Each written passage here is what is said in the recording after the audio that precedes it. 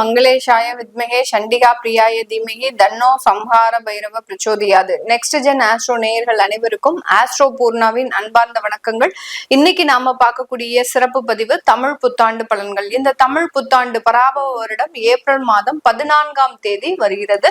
இந்த ஏப்ரல் 14ஆம் தேதி இருக்கக்கூடிய கோச்சார கிரகங்களின் நிலவரங்கள் அப்படின்னு பார்க்கும்போது மிதுன ராசியில குரு பகவான், சிம்ம ராசியில கேது பகவான், அடுத்து பாத்தீங்கன்னா அந்த கும்ப ராசியில ராகு பகவான், அடுத்து மீன ராசியில செவ்வாய் புதன் சனி, அடுத்து சூரியன் சுக்கிரன். இதுதான் இந்த 14ஆம் தேதி மேஷ ராசியில சூரியன் உச்சம் பெற்று சுக்கிரனோடு சேர்ந்து இருக்கிறார்.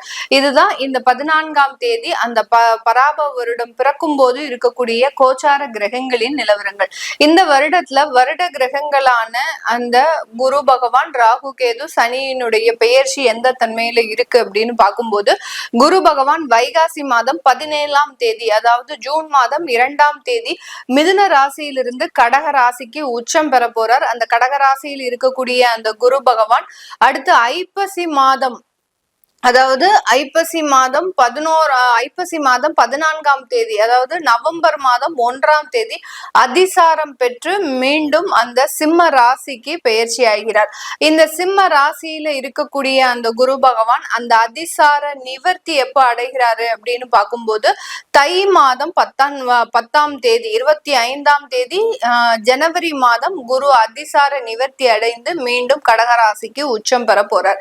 இதுதான் இந்த வருட கிரகங்களான அந்த குரு பகவானினுடைய அமைப்பு. இந்த பராபவ வருடத்துல மிதுன ராசியிலிருந்து கடகராசிக்கும், கடகராசியிலிருந்து சிம்ம ராசிக்கும், மீண்டும் சிம்ம ராசியிலிருந்து கடகராசிக்கும் பயிற்சியாகி போறார்.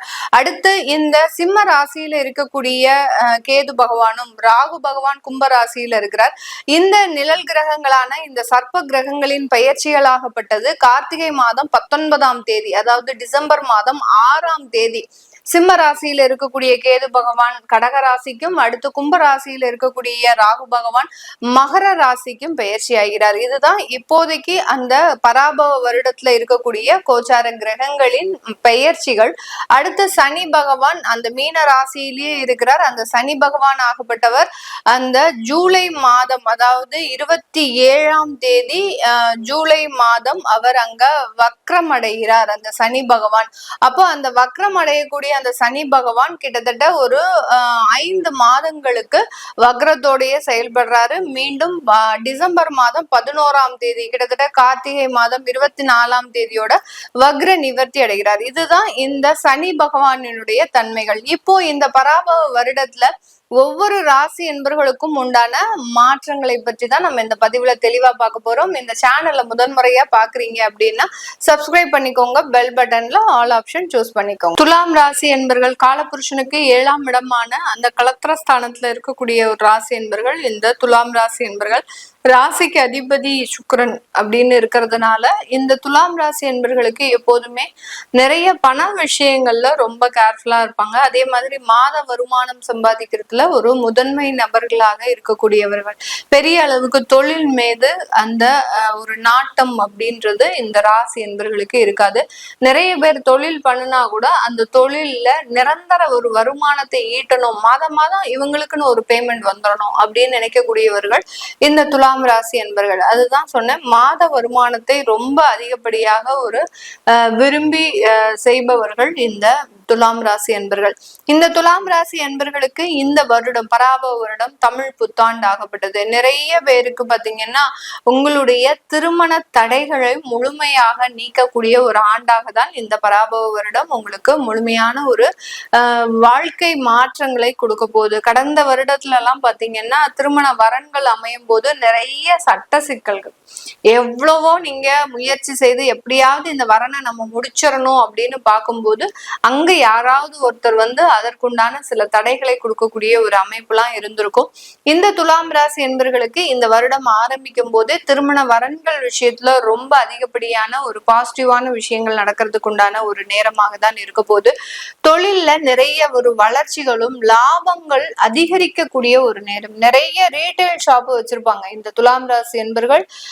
வச்சிருக்கக்கூடிய ஒரு தொழிலே பாத்தீங்கன்னா கடைகளா வச்சு வருமானம் சம்பாதிக்கக்கூடிய ஒரு நபர்கள். அந்த கடைகளுமே பாத்தீங்கன்னா ஒரு சின்ன சின்ன கடையா வச்சிருப்பாங்க, ஒவ்வொரு வெவ்வேறு இடத்துல வச்சிருப்பாங்க.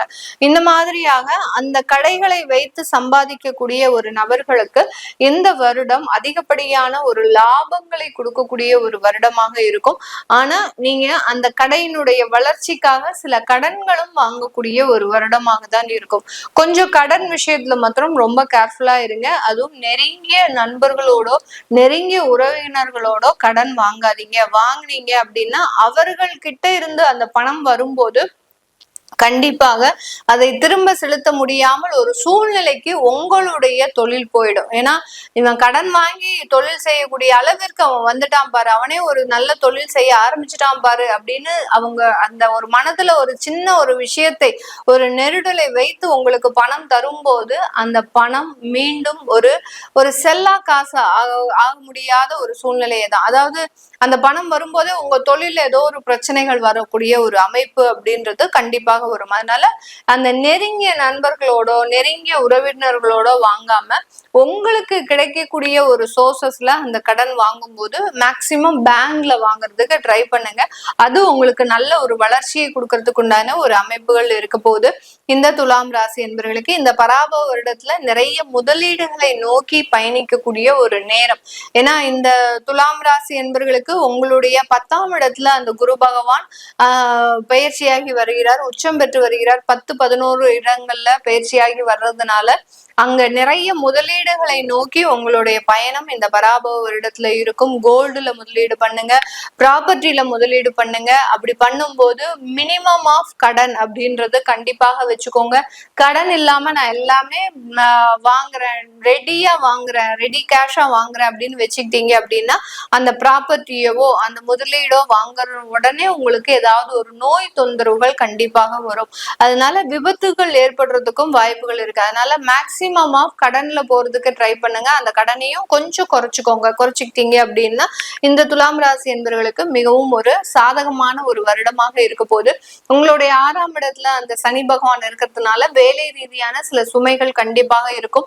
ஓய்வெடுக்காமல் வேலை செய்யக்கூடிய ஒரு தருணம் இருக்கும். மூட்டு வலி சம்பந்தப்பட்ட சில பிரச்சனைகள் உருவாகுவதற்கும் உங்களுடைய ஸ்பைனல் கார்டுல சில பிரச்சனைகள் உருவாகுவதற்கு உண்டான ஒரு அமைப்புகள் இருக்கு. அடுத்து நிறைய துலாம் ராசி என்பவர்களுக்கு யூரினரி இன்ஃபெக்ஷன் அப்படின்றது கண்டிப்பாக வருவதற்கு உண்டான ஒரு அமைப்புகள் இருக்கு.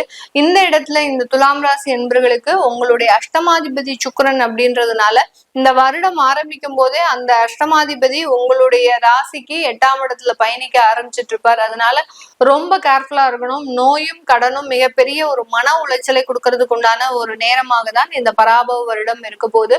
இந்த காலகட்டத்துல இந்த துலாம் ராசி என்பவர்களுக்கு அரசாங்க உத்தியோகம் சம்பந்தப்பட்ட நிரந்தர ஒரு அமைப்புகள் கிடைக்க போகுது. இது நாள் வரைக்கும் 2 வருடங்களாக 3 வருடங்களாக தற்காலிக சூழ்நிலையிலேயே இருந்திருக்கிறேன் அரசாங்க உத்தியோகத்துல, எனக்கு நிரந்தர ஒரு வாய்ப்பு எப்போ கிடைக்கும் அப்படின்னு கேட்டீங்கன்னா பராபவ வருடத்துல உங்களுக்கு நிரந்தர வாய்ப்புகள் கிடைக்கிறதுக்கு உண்டான ஒரு முழு சாதகமான ஒரு சூழ்நிலை.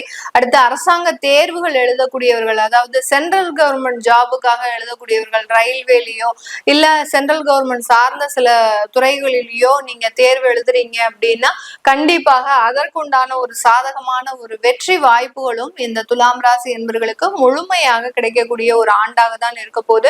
வெளியூர் வெளிநாட்டுல இருக்கக்கூடியவர்களுக்கு அங்க சுயமாக தொழில் அமைக்கக்கூடிய ஒரு ஸ்தானம் அப்படின்றது கண்டிப்பாக வரும். அந்த சுய தொழிலின் மூலமாக நீங்க நிறைய வருமானத்தை ஈட்டுவதற்கும் அங்கிருந்து நாங்க இந்தியால வந்து வேலை பார்க்கலாமா அப்படின்னு கேட்கிறவங்களுக்கு கொஞ்சம் நீங்க வேற கண்ட்ரி கூட மாறிக்கலாம். இந்தியாவுக்கு வரணும் அப்படின்னு நினைக்கக்கூடியவர்களுக்கு சின்னதாக உங்களுடைய சுய ஜாதகத்தை நீங்க கன்சல்ட் பண்ணிக்கிறது நல்லது. ஏன்னா சுய ஜாதகத்துல உங்களுக்கு வேற ஏதாவது கெடுதலான திசாபுத்திகள் இருந்தது, கோச்சார நிலவரப்படி நல்லா இருந்தா கூட சுய ஜாதகத்துல உங்களுக்கு ஏதாவது திசாபுத்திகள் கெடுதலான பலன்களை கொடுக்குது அப்படின்ற பட்சத்துல அதை பார்க்கக்கூடிய ஒரு முக்கியமான ஒரு இடத்துல இருக்கிறீங்க. இதெல்லாம் பார்க்கணும் விருப்பப்படுறவங்க கீழே இருக்கிற நம்பருக்கு வாட்ஸ்அப்ல நீங்க மெசேஜ் அனுப்பி உங்களுடைய அப்பாயின்மெண்ட் ஃபிக்ஸ் பண்ணிக்கிறது நல்லது. ஏன்னா ஆன்லைன்ல தான் இந்த கன்சல்டேஷன் உங்களுக்கு கொடுக்குறேன். அடுத்து உங்களுடைய குழந்தைகளுக்கு ஜாதகம் எழுதணும், நியூமராலஜி படி பெயர் வைக்கணும்னு நினைக்கிறவங்களும் கீழே இருக்கிற நம்பருக்கு வாட்ஸ்அப்ல மெசேஜ் அனுப்புங்க. அதற்குண்டான விவரங்கள் தெரிய வரும். உங்களிடமிருந்து விடைபெறுவது உங்கள் ஆஸ்ட்ரோ பூர்ணா. நன்றி, வணக்கம்.